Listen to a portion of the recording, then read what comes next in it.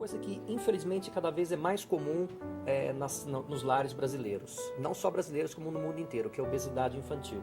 Então, por conta disso, a mídia acaba estimulando demais as crianças a comerem bobagem, né? E isso acaba levando a obesidade cada vez mais precoce.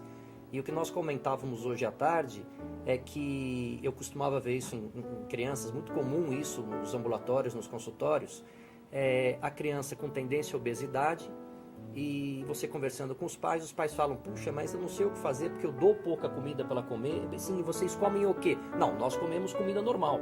Quer dizer, na frente da criança, os pais comem e querem que a criança, quer dizer, come uma bela feijoada e quer que a criança coma uma alface com tomate. Não dá. Quer dizer, ou os pais participam ativamente e se sacrificam nesse sentido para mostrar para a criança o que elas devem comer, ou a situação vai ficar bastante complicada. Em casa, nós brincamos muito que as crianças são um pouquinho diferentes das outras. Às vezes elas pedem verdura, salada, elas comem muita salada em detrimento de porcaria, de bobagem. Mas por quê? Porque nós educamos, nós atentamos para isso desde o princípio, oferecemos sempre o tipo de comida saudável para as crianças. E não que elas não vão a lanchonetes, não que elas não comam fast food, comem também. Mas elas preferem, elas sabem a hora certa de comer e que durante a refeição elas têm que comer o que é saudável. E felizmente a gente conseguiu fazer com que elas gostassem desse tipo de alimentação. No final do século passado já se dizia que a obesidade ia ser a grande epidemia do século XXI. E isso é verdade. E a obesidade, enquanto estava nos adultos, já preocupava. Agora que você colocou, cada vez mais as crianças são obesas e os pais são coniventes muitas vezes. Acham que é bonitinho ficar gordinho, depois emagrece. Não, senhor. Porque as crianças obesas, quase 100% das vezes, vão ser adultos obesos, né?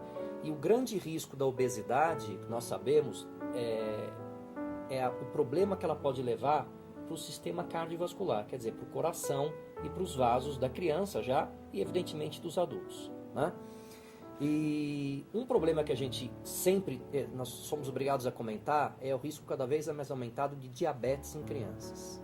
Então, falando de maneira bastante rápida, existem dois tipos básicos de diabetes. Aquele diabetes tipo 1, que é aquele diabetes que aparece na criança numa fase mais precoce, mas aí não é decorrente de obesidade, é um diabetes que já nasce com a criança, é um distúrbio genético, que costuma se manifestar na adolescência, e onde a criança não consegue produzir um hormônio chamado insulina, que é aquele hormônio que consegue fazer que o corpo aproveite o açúcar que é ingerido.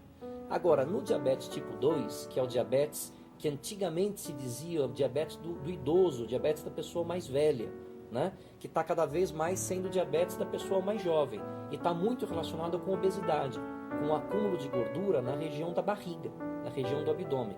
E o que acontece? Nesse caso, a criança e o adulto até têm aquele hormônio insulina, mas a gordura faz com que ele não consiga usar esse hormônio adequadamente. Isso leva ao diabetes. E assim como o diabetes do tipo 1, o diabetes tipo 2 também pode acarretar todos os problemas do diabetes. Se a criança desde cedo, você conversa com um adulto, você explica para a criança o que está acontecendo, com certeza o entendimento dela vai ser muito mais fácil sobre o que ela está passando.